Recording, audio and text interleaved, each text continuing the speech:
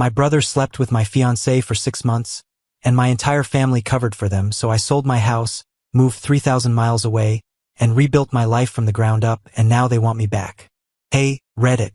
The Thursday I found them, I wasn't even supposed to be home until 8 p.m. I'm a 30-year-old male, working as a fraud investigator and AML analyst at a major bank, handling anti-money laundering cases and investigating fraudulent transactions across the tri-state area. That week, a vendor fraud case I had been building for 3 weeks resolved itself when the suspect's own accounting records appeared during discovery. So I closed the file by 2 p.m., my manager signed off on the report, and I decided to stop by that boutique on 5th Street to finally buy those ridiculously expensive candles Dominique kept talking about. The one she would slow down to look at every time we walked past. $38 for something that smelled like vanilla and burned down in about 20 hours, but she wanted them and I wanted to see her smile.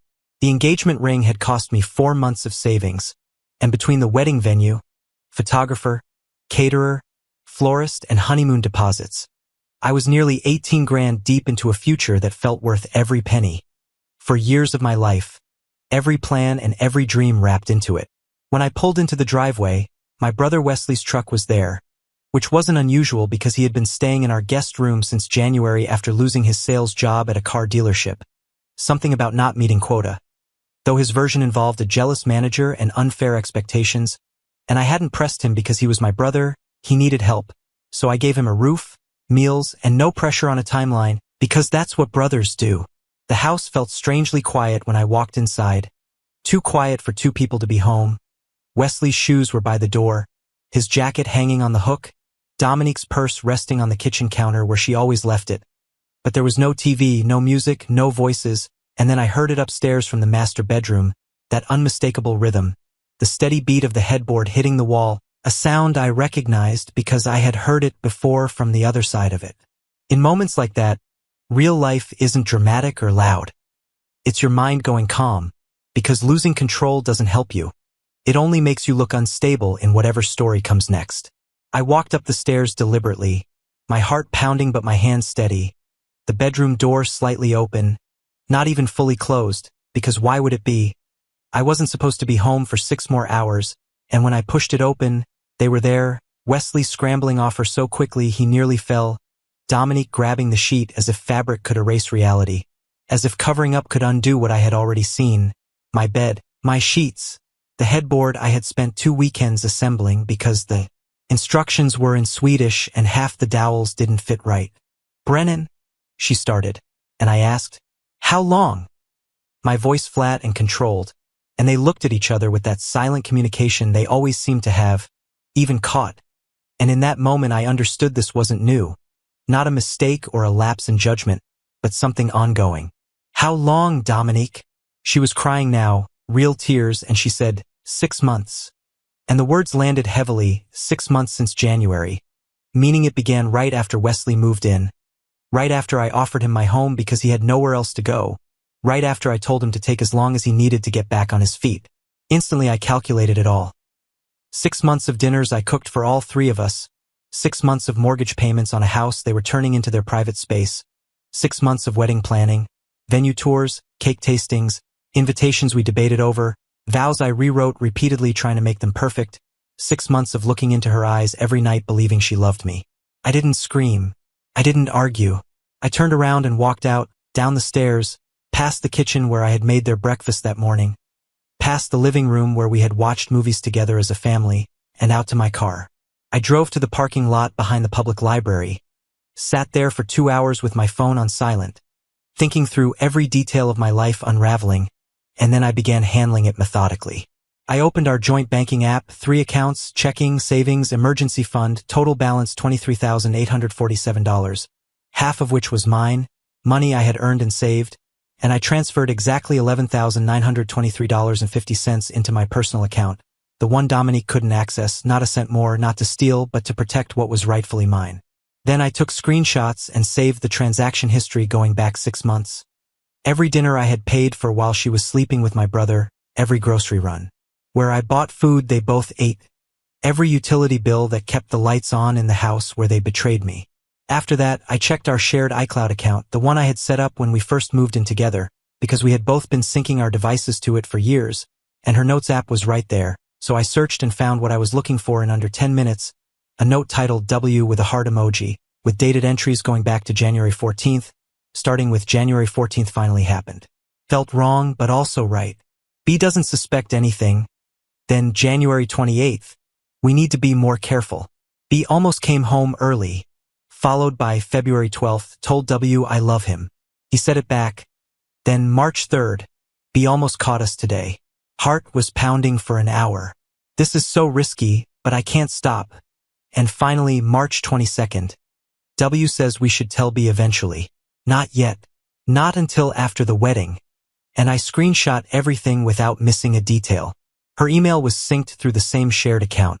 So I opened it from the parking lot on my phone and found the messages between them. Nothing explicit, but plenty of miss you already, and tonight was perfect, and we need to be more careful. And even counting the minutes until B leaves for work. The wedding invitations had gone out 2 weeks prior, 187 cream-colored envelopes with our names in gold script. Brennan and Dominique in a font she had spent 3 hours choosing. The photographer already booked with $2,800, half up front, and the caterer, the DJ, and the florist all scheduled. Her dress hanging in our closet in a garment bag that cost $300 just to preserve the fabric until the ceremony. While I had written my vows 3 times trying to get them perfect, and they were still saved in my notes app, and I had practiced them in the shower that very morning while she was probably texting my brother about when they could meet next. By the time I finished documenting everything, it was past 7, and there were 43 missed calls between Dominique, Wesley, and my mom, along with 16 voicemails and 81 text messages, none of which I answered. Instead, I drove to a Holiday Inn Express off the highway, paid cash for a week, and checked into a room that smelled like industrial cleaner, recycled air, and other people's problems, but it had a deadbolt and nobody knew where I was, and that counted for something. The family meeting happened Sunday at my mom's house, and she had called from my sister Cassidy's phone because I had already blocked everyone else, saying, Brennan, we need to discuss this like adults. 2 o'clock. Everyone will be there.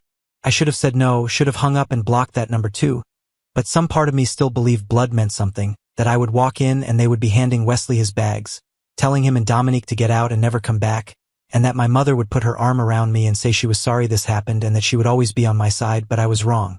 The living room was arranged like an intervention when I arrived. Mom in her armchair by the window, the one Dad bought her before he left, Cassidy on the love seat with her arms crossed, already annoyed she had to give up her Sunday, and Wesley and Dominique on the main couch sitting close enough that their shoulders touched, looking tired and looking sad and looking like the victims in their own narrative, while the only empty seat was a dining chair dragged in from the kitchen and placed directly facing them like I was on trial, so I stayed standing. Brennan, sit down, Mom said, in that voice she used when I was 16 and came home past curfew. Gentle but firm. The voice that meant she had already decided who was wrong. I'll stand. Why is she here? Because she's part of this family. Or she was going to be. She's the reason we're having this conversation. Then Dominique started crying. Real tears. Wet and theatrical. Right on cue. Saying, Brennan, I'm so sorry.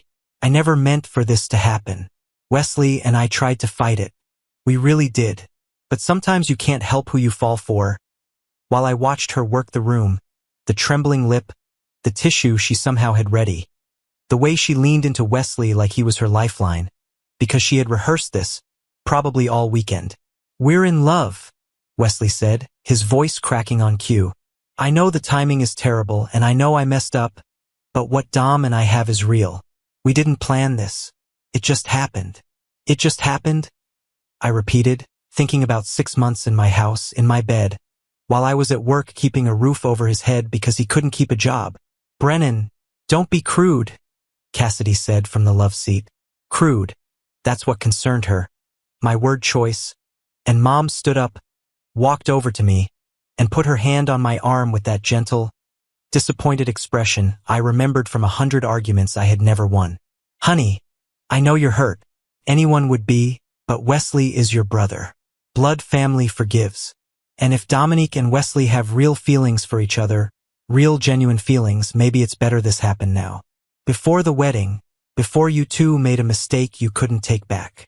I stared at her because this was the woman who had called me her rock, her reliable son, the one who showed up, the one who fixed things, the one who had supported her for 8 months after Dad left, letting her live in my spare room rent-free while she figured out her finances, the one who co-signed her car loan because her credit was wrecked, the one who called every Sunday without fail because that's what good sons do. You're taking their side. There aren't sides, Brennan. We're all family. You're taking their side. Wesley feels terrible. Cassidy cut in, leaning forward. They both do. This has been eating them alive. They didn't want to hurt you. They were going to tell you themselves after the wedding. After the wedding? I laughed, and the sound came out harsh and broken. So the plan was to let me marry her, go on a honeymoon with her, build a life with her, and then what? Surprise. Your wife's been sleeping with your brother the whole time. That's not. Dominique started. That's exactly what you just said. You were going to wait until after the wedding. We were confused. We didn't know what to do. You knew exactly what to do. You did it for 6 months in my bed. Every chance you got. You're being dramatic, Dominique said, and something in her voice shifted. Harder now. Testing. Because she'd realized the tearful routine wasn't working and she was trying something else. It's not like we set out to betray you. It just happened. People's feelings changed, Brennan. That's life. That's how relationships work sometimes. Your feelings changed into my brother while wearing my ring. Maybe the ring was a mistake. Maybe we moved too fast. Maybe if you'd paid more attention to me instead of working all the time. There it was. My fault. Of course it was my fault. I'd driven her to it by working too much, working to pay for the wedding she wanted, working to save for the house she wanted, working to build the future she claimed to want. I looked around the room one more time at my mother who'd chosen her cheating son over her betrayed one, at my sister who'd called my reaction to being cheated on dramatic, at my brother who'd repaid my kindness by sleeping with my fiancée in my home for half a year. Here's what's going to happen, I said, and my voice was calm now, deadly calm. The calm I used at work when reviewing evidence that was about to destroy someone's case. I'm going to walk out of here. You're all going to live with the choices you made today. And in about a week, everyone we know, every single person who got an invitation to that wedding is going to find out exactly what kind of people you are. What does that mean? Mom's voice had an edge now, the first real sign of concern. It means consequences. Something this family apparently forgot existed. Brennan, don't do anything stupid, Wesley started. I've been doing something stupid for years. Trusting you. That ends today. I walked out. Nobody followed. Nobody called after me to apologize.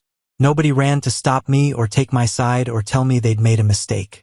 Yeah, that told me everything. Monday morning, I started building my case like I was investigating fraud because that's exactly what this was. Credit freeze with all 3 bureaus, new checking account at a different bank, new phone number. I locked down every account, changed every password, removed Dominique from everything, and documented it all. By Tuesday, I'd called my real estate agent and told him to list the house this week. While he was there for photos, I had the locks changed. Wednesday, I drafted the formal eviction notice for Wesley, 30 days written notice, certified mail with signature confirmation, not emotional, not vindictive, just legal terminology about termination of verbal month-to-month tenancy arrangement and requirement to vacate premises, adding a line about sheriff escort being available during final move-out if needed. Wednesday night was wedding logistics, and the venue called and explained the situation without going into details, just the wedding is canceled.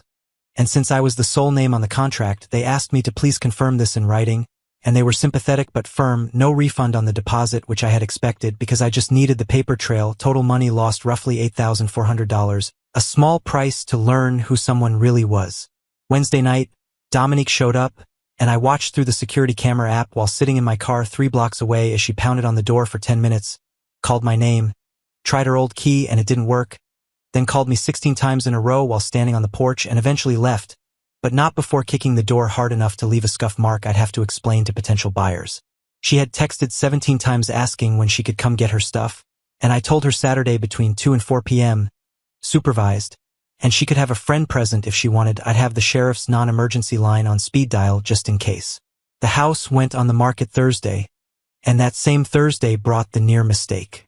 I was gathering the last of my clothes when Wesley's truck pulled into the driveway, and he must have been watching for my car, Or maybe Dominique had called him. Maybe they'd been coordinating, because he caught me on the front porch, blocking the path to my car. Brennan, we need to talk. No, we don't. Just give me 5 minutes. Let me explain. There's nothing to explain. I am family. That's why we need to work through this. That's why I'm here to apologize, to make things right. Something in the way he said it made me actually look at him.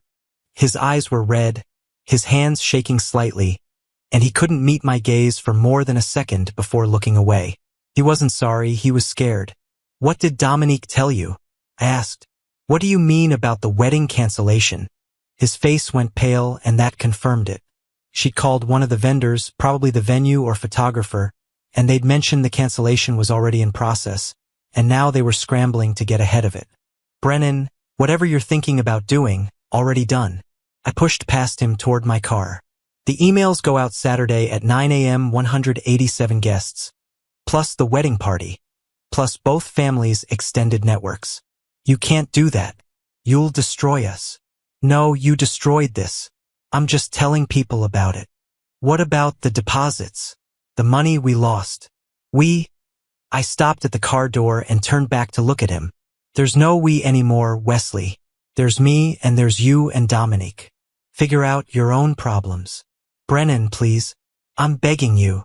I got in the car, started the engine, rolled down the window. Should have thought about consequences 6 months ago. I drove away and watched him shrink in the rearview mirror until I turned the corner. The email went out Saturday morning at 9 a.m. exactly. I'd scheduled it the night before from my hotel room, triple-checked the recipient list, and read the message one more time to make sure it was clean. Subject line: Wedding cancellation, Brennan and Dominique. The body was 4 paragraphs, factual, no emotion, no insults, no accusations beyond what I could prove, just truth. But I wasn't done. 30 minutes later, I sent a separate email to the wedding party, bridesmaids, groomsmen, the people who'd committed time and money to stand up with us, same factual tone, with one additional line. If you need verification of these events or have questions about refunds, please contact Dominique or Wesley directly, pushing the responsibility back where it belonged. I turned off my phone and went for a drive. 3 hours through back roads I'd never taken, past farms and fields and places where nobody knew my name or my family or my story. When I turned my phone back on at sunset, there were 94 unread texts and 67 missed calls. The responses split into predictable camps. Support from people who'd known me longest, neutral confusion from guests trying to figure out logistics, and damage control from my family demanding I retract everything. My mom's voicemail was particularly memorable. Brennan, what have you done? Everyone is calling me. Everyone. How could you humiliate your brother like this? I saved the voicemail, screenshot everything that came through text, and added it to my archive. The social fallout started within 48 hours. Dominique worked as a dental hygienist at a local dental practice, and the practice owners were connected to my parents through mutual friends. By Monday afternoon, the practice owner had heard enough that he called Dominique into his office. She wasn't fired because that would have been wrongful termination, but she was moved to their satellite location 45 minutes away with reduced hours, and within 3 weeks she quit. Wesley had landed a sales position at another dealership a few weeks before the email went out. Car sales is a relationship business, referrals matter, repeat customers matter, reputation matters, because when people spend $20,000 or $30,000 on a vehicle, they want to trust the person selling it to them. Word spread around the dealership about what he'd done. Then it reached customers, and the guys who had bought from Wesley before and planned to return started asking for different salespeople. The families who had referred their friends stopped referring. His pipeline dried up. His numbers dropped 60% in 6 weeks. Management put him on a performance improvement plan, and when he couldn't improve because reputation damage doesn't heal that fast, they let him go that fall. None of this was my doing, not directly, not technically. I simply told the truth one time to the people who deserved to know why they weren't attending my wedding. Everything else was just gravity. The house sold in 11 days, a cash offer $8,000 under asking from a young couple relocating from out of state, and I accepted immediately because they could close in 2 weeks and I needed to be gone. But before I left, I had unfinished business, so I filed 2 small claims actions, one against Wesley for unpaid rent. 6 months of living expenses at fair market value for the guest room, plus utilities calculated at $300 per month, $1,800 total, all well within small claims limits. The second case was against Dominique for provable shared expenses she had committed to before the affair came to light. Half the venue deposit we had paid jointly, half the photographer deposit, half the caterer advance, everything backed by clean documentation, joint bank statements, vendor contracts with both our names on them, totaling $4,200. I filed both cases the same day, paid for professional service, and had them served at their workplaces through proper legal channels. Dominique receiving hers at the dental office during lunch hour, Wesley getting his at the dealership showroom in front of customers, public humiliation legally delivered. The court dates were scheduled for 2 months out, and I didn't care if I won, even though the documentation was solid enough that I probably would. What mattered to me was the process itself, the certified letters, the awkward conversations when people asked why they were being sued, the fact that their names were now in public court records tied to the words unpaid rent and breach of agreement, consequences that would last. 9 months earlier, my boss had mentioned a position at our West Coast office, operations supervisor in Portland, better title, better money, better opportunities, and I had turned it down because Dominique didn't want to leave her family, didn't want to move across the country, didn't want to start over somewhere new, and it was almost ironic how that turned out.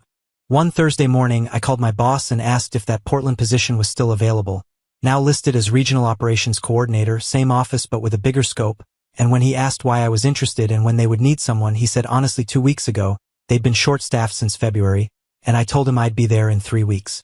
Before I left, the harassment began escalating, starting with my aunt showing up at my hotel, then my cousin, then family friends I barely remembered, all repeating the same script about how family forgives, how blood is thicker than water, how Wesley was suffering, how Dominique was suffering, and how I needed to let this go.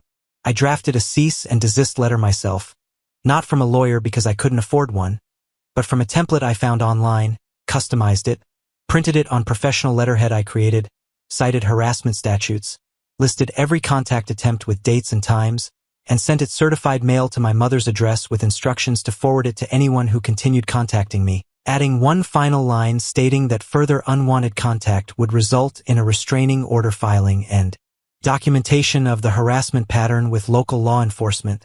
And it worked, the calls stopped.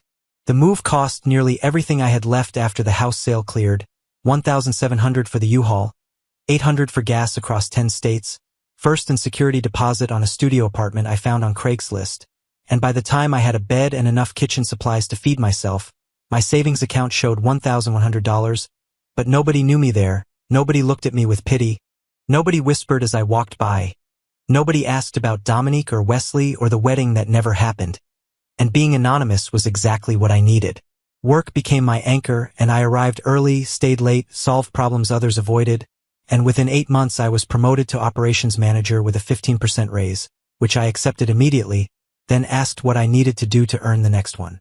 13 months after I arrived, I met Meredith at a coworker's birthday party.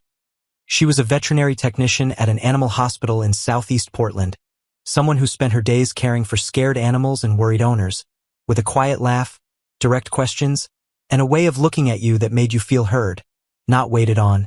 And we talked for 3 hours about nothing important, music, movies, the best hiking trails within an hour of the city, and whether pineapple belonged on pizza. Her position absolutely not, and she was ready to argue about it. And when I walked her to her car, she handed me her number without me asking. Our first real date was at a Thai place in the Pearl District, where she ordered the spiciest dish on the menu and didn't flinch when it arrived, looking like it could melt through the plate. And then she asked, "What's your story? Why'd you move across the country to Portland?" I could have lied and given her the sanitized version about fresh starts, new opportunities, and career growth. All technically true but completely empty. Yet I was done pretending, so I told her everything, the discovery, the family meeting, the email, the small claims filings, the move, watching her face for judgment or pity or discomfort the way others usually reacted. But none of that appeared, and when I finished, she reached across the table and squeezed my hand. They started trying to pull me back around month 18. First through flying monkeys, old high school contacts, distant cousins, Facebook friends from college, people I hadn't spoken to in years suddenly sliding into my DMs with the same message about my sister saying I wouldn't answer her calls and asking if it was time to move on. And Wesley's been really struggling since everything happened. Then came the health card, a text from my uncle on my mom's side, from a number I hadn't thought to block, saying, "Your mom's been diagnosed with early-stage breast cancer. Stage 1 treatable, but she's asking for you. I know what happened was messed up, but she's your mother, Brennan. I sat with that message for 3 days, then called Meredith and talked it through, turned it over from every angle because Mom hadn't actually asked for me directly. Cassidy had been coordinating the outreach through my uncle, the same dynamic as always, the family working behind the scenes to manage me, to manipulate me, to get me back in line. I texted him back, "Tell Mom I hope her treatment goes well. I'm not coming back." His reply was brief, "She'll be devastated." I didn't answer. Mom's treatment went fine, and I know because Cassidy posted about it constantly on Facebook before I blocked her there too. Photos of Mom smiling in the hospital bed, captions about family rallying together and getting through tough times. Not a single mention of the son who wasn't there, which was fine by me. Then, 20 months after I left, Dominique found my new email address. "Brennan, I know I'm the last person you want to hear from. I know you probably hate me and I deserve that. Wesley and I broke up 8 months ago. It was a mistake. All of it. I threw away the best thing I ever had for someone who couldn't even commit when things got hard. I was stupid and selfish and cruel, and I hurt you in ways I can't take back. I'm not asking for another chance. I just needed you to know that I know what I lost. I hope you're happy somewhere. You deserve to be, D." I read it twice, paying attention to the careful wording, the quiet attempt at victimhood, the subtle Wesley couldn't commit deflection, the way she tried to position herself as the one who suffered, and then I blocked her email address because it was too little, too late, and I didn't need her guilt filling my inbox. Things escalated again at month 22, when a coworker mentioned that someone had been asking questions about me downtown. A woman matching Dominique's description, claiming to be an old friend trying to reconnect, asking where I worked, where I lived, whether I was seeing anyone. I notified building security at my apartment complex, upgraded my locks to a keypad system, changed my daily routines, different routes to work, different gym schedule, different grocery store, and started documenting everything in a folder on my computer in case I needed it later. 2 weeks after that, an anonymous email arrived at my work address, sent directly to me and CC'd to my entire department, including my boss and 3 levels of management, stating, "You all should know that Brennan is not who he claims to be. He's a manipulative, vindictive person who destroyed his own family and blamed everyone else for his failures. He drove his ex-fiancée to a breakdown. He abandoned his sick mother. Don't trust anything he says about his past or his character." With no signature, no specifics, no evidence, just vague character assassination meant to reshape how people saw me. Within an hour, I forwarded it to HR, attaching a summary of the situation, the ex-fiancée, the affair with my brother, the family estrangement, the ongoing harassment, along with documentation, screenshots of prior contact attempts, a timeline of events, and copies of the cease and desist letter I had already sent. HR opened an investigation, traced the email to an IP address linked to a coffee shop in the same city where Dominique now lived. They couldn't prove it conclusively because it was public Wi-Fi with no login records, but the pattern was obvious enough. I didn't hesitate, hiring a paralegal service online for $180 to prepare a professionally formatted cease and desist letter citing harassment statutes and documenting the repeated unwanted contact. Then sending it certified mail to Dominique's current address, which I located in about 20 minutes through public records, and I also filed a report with local police in her jurisdiction, not to press charges since I didn't have enough evidence, but to create a paper trail and have an official record. In case things escalated, saving the incident report number in my documentation folder. The anonymous email stopped, but I added another layer of protection, updating my will, emergency contacts, and beneficiary information across every account I had, placing Meredith's name on all of it, ensuring every trace of the old life was gone. And I also added a note to my personnel file documenting the harassment pattern and authorizing HR to cooperate with law enforcement if necessary. Because I was done looking backward.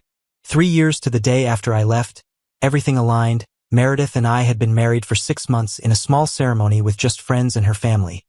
The people who had genuinely earned the right to celebrate with us. And our daughter Lily was 3 months old. Born in May with her mother's eyes and my stubborn refusal to sleep on schedule, I'd been promoted twice at the company. And now I was regional operations director, with a corner office overlooking the Willamette River, leading a team of 14 people who reported to me. The salary wasn't make-you-rich money, but it was steady and strong enough that we could buy a house in a quiet neighborhood and stop stressing over every purchase. The final piece of the puzzle fell into place because Dominique couldn't leave things alone. After leaving the practice, She had taken a new job as a dental hygienist at a small office in her hometown, back where she'd started, trying for a clean slate, a respectable position, a fresh start. What she didn't know was that the new practice owner had ties to the state dental board, and one of the board's ethics committee members happened to be Meredith's uncle. Not something I planned or engineered, just the way small professional worlds overlap sometimes. Over Thanksgiving dinner at Meredith's parents' house, her uncle mentioned they had investigated a hygienist who was caught running unauthorized searches through the State Health Information Exchange, and the searches were all tied to one individual, some man who used to live in the state and had moved to Oregon, and she claimed she was only curious about an old acquaintance, but HIPAA doesn't care about curiosity. I nearly dropped my fork and asked, what was her name? He told me it was Dominique, and that she had used her credentials to look up information about me through the Health Information Exchange, including my current address, my employer, my insurance details, everything automatically logged because healthcare privacy laws require audit trails. The practice owner discovered the pattern during a routine audit, no clinical justification, no treatment relationship, just unauthorized access to protected health information. I asked what the consequences were, and he said license suspension pending full investigation, and if the board determined she intentionally violated patient privacy for personal reasons, which the pattern made fairly clear, she could face permanent revocation along with potential civil liability if the patient pursued it. I wasn't going to pursue anything. I didn't need to, because the board had already opened its investigation and the audit trail spoke for itself, her own actions creating the evidence. 2 years earlier, I had already filed a police report, documented the harassment pattern, sent a formal cease and desist, and built a paper trail proving this wasn't isolated curiosity but part of an ongoing pattern of unwanted contact. So when the board investigator requested background information, all that documentation was organized chronologically in a folder, ready to forward: professional misconduct, privacy violation, harassment pattern, documented and dated, and she had essentially destroyed her own case. I just kept the records. 3 weeks later, my phone rang from an unknown number, and I answered without checking, and I heard, "Brennan, it's your mother. Please, we need to talk." I asked how she got my number, and she said my cousin gave it to her without knowing, and she begged me to listen, and I almost hung up, but something in her voice made me pause because she sounded older, tired, not like the woman who had told me to forgive my brother 3 years earlier. I asked what she wanted, and she said Wesley was falling apart, losing another job, unable to keep a relationship, and Dominique was blaming him for everything that happened with her career, and that they were both spiraling, and she knew she didn't know any of us anything but that he was still my brother and still needed family. I told her he had family, he had me, and he chose to sleep with my fiancée for 6 months while I paid his rent. She said, we were wrong, all of us, about how we handled that meeting, the things we said, and reminded me that she had told me I was being dramatic and told me to forgive him, and I said, you chose him? And she replied quietly, I was wrong. And I said, yeah, you were. And then there was silence. 3 years of nothing suddenly interrupted. Finally, I said I wasn't coming back, that I wouldn't help Wesley or rescue Dominique from the consequences she created. Because I had a family now, a wife who chose me every single day, a daughter who needed me, people who actually wanted me there. She said she understood and then added, I miss you, Brennan, every day. And I said I knew because I did know, but knowing didn't change anything, because missing me doesn't undo what happened. And I told her to take care of herself. Then I hung up. Meredith walked in holding Lily on her hip and asked who it was, and I told her it was my mother, and she asked if I was okay, and I looked at my wife, at my daughter reaching for me with tiny fingers and a gummy smile, at the house we built together and the life we earned, and I said, yeah, and I meant it, I'm okay. The final confrontation came 4 months later during a work conference back east that I couldn't avoid because my presence was required for a leadership summit, and I made the mistake of stopping at a coffee shop I used to frequent out of habit. And that's where I saw Wesley, looking rough, about 30 pounds heavier, none of it healthy, with eyes that had the flat, hollowed-out look of someone who no longer expected things to improve, 3 years of consequences written across his face. And he saw me before I could leave and crossed the shop in 4 strides, saying, Brennan? And then, you look good. And I replied, thanks, while he shifted his weight with the same nervous energy he had the day on my porch, telling me he'd been trying to reach me for years and that he knew what I wanted to say because he had read the letters, and then he said he was sorry, that he had said it before but meant it this time. What I did was the worst thing I've ever done in my life, and I've had to Live with it every single day since. I looked at him and said, "Good." He blinked, and I repeated it, "Good. You should have to live with it. That's how consequences work. You make a choice, you live with the results."